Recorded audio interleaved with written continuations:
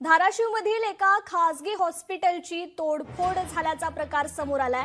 रात्री 11:15च्या सुमारास अज्ञाताकडून ही तोडफोड करण्यात आली आहे। वैद्यकीय सेवा नाकारल्याच्या रागातून ही तोडफोड झाल्याचं समजतंय। डॉक्टर सस्तेंच्या पार्वती हॉस्पिटलचं या तोडफोडीत मोठं नुकसान झालंय, तर हॉस्पिटलमधील लॅबचं देखील मोठं नुकसान झालंय। 10 ते 12 लोकांकडून कार हॉस्पिटलची तोडफोड करण्यात आली आहे। हॉस्पिटल परिसरात दगड आणि काचांचा खच त्यामुळे पाहायला मिळतोय। डॉक्टरांसह कर्मचाऱ्यांनाही मारहाण झाल्याचा दावा आहे, तर रुग्णांवर उपचार सुरू असताना हा संपूर्ण प्रकार घडलाय। तोडफोडीनंतर रुग्णांमध्ये मात्र आता भीतीचं वातावरण पसरलंय। एलईडी टीव्हीसह हॉस्पिटलमधील सामानाची ही तोडफोड झाल्याचं समजतंय।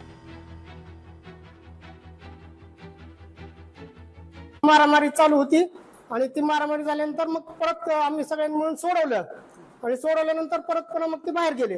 परंतु परत बाहेर गेल्यानंतर परत 5 मिनिटांमध्ये काही पोरं आले बाहेर आणि आम्ही मध्ये होतो। त्यांनी सरळ दगड घेतले आणि मारायला चालू केलं।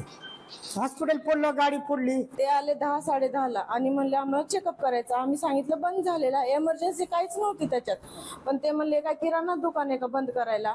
मग तो एक माणूस बाहेर गेला आणि त्यानं कॉल करून एक 10 ते 15 माणसं बोलवले। 10-15 माणसं बोलवले की त्यांनी तोडफोड चालू केली।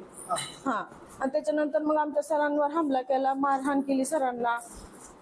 स्टाफला पण इजा पोहोचण्याचा प्रयत्न केला।